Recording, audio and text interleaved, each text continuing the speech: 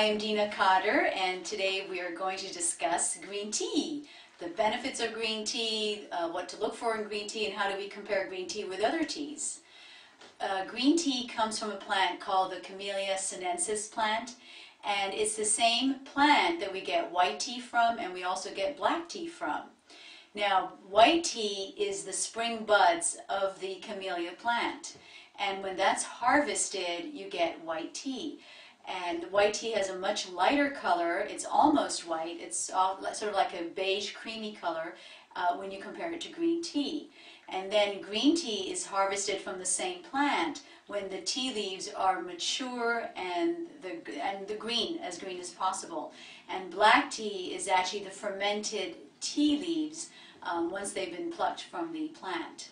So let's now take a look at what are some of the ways or the different types that the teas are actually called.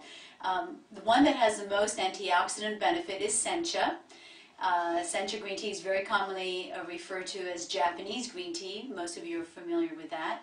And we also have one that some of you may be familiar with called Genmai matcha, which is actually the green tea with roasted brown rice. And it has sort of like a roasted, crispy taste to the tea, and actually quite tasty, but often taken with a meal because it does aid digestion.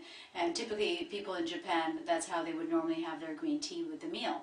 And then we also have matcha green tea, which is another type of green tea. It often comes in a powdered form, that's how it's often drunk, and often gives a really green color to your water, and it looks like a very bright green tea. All these different types of teas are actually grown in Japan, and that's where the Japanese have been known to have one of the best longevity because of the fact that they do drink a lot of green tea. So now we're going to take a look at the benefits that we actually derive from having green tea in our diet. Why should we have a cup of green tea, rather than a cup of coffee? So when we take a look at the benefits, the primary benefit we get from green tea are what we call antioxidants. And the major antioxidant in green tea that has the best health promoting benefit is called ECGC, and is known to help us fight free radicals. It also has actually antibacterial properties. It helps us fight infection and therefore ultimately diseases. Other benefit to drinking green tea, of course, is helping us to prevent heart disease. We know that green tea actually prevents the platelets from coagulating, which means the red blood cells, preventing them from sticking together, because that's one of the ways that we actually form plaque along the artery walls in our body. And green tea is able to prevent that whole process. It can also help us lower cholesterol. It can also lower blood pressure. So I often recommend at least having 3 cups a day to help us, in those areas. We now know that people who have blood sugar issues, particularly if they have diabetes, whether it's type 1 diabetes, type 2 diabetes, green tea is very helpful at helping to lower blood sugar. So it should be part of your daily diet because of that benefit. And finally, weight loss, which of course is the majority of your concern. And green tea is very helpful at suppressing appetite, particularly when it's drunk hot, as opposed to when it's drunk cold. So if you drink green tea very hot, it can have a very significant effect at reducing your appetite. If you don't like the taste of green tea, you can also take green tea in a supplement form, in a capsule form, provided it's the green tea extract, not just the green tea leaves. And in the green tea extract form, it will have the same appetite suppressing effect as if you're drinking, 2 or 3 cups of green tea a day. The other advantage to green tea, when they've compared it in weight loss studies, is the fact that it has a thermogenic effect on your body.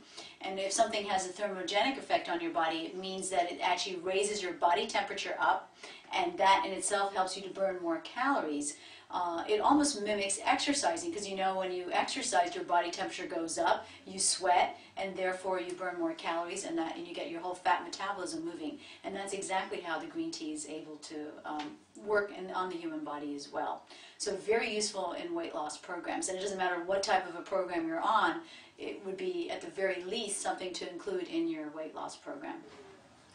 So let's take a look at how to properly brew a cup of green tea.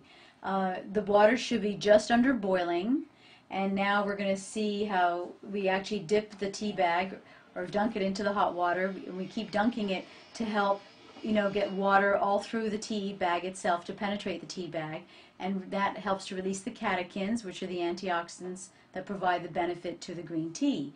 Now, the less time you let the bag steep, the less caffeine you will get from the tea bag itself. So I normally recommend, for those of you who are caffeine sensitive, no more than 3 minutes of the tea bag into the hot water. Those of you who want the caffeine advantage, then make sure the water is actually boiling, and that releases more caffeine but much less of the antioxidants, because the heat will end up destroying the antioxidants in the green tea bag.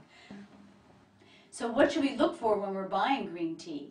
The most important thing to look for is organic, and preferably certified organic.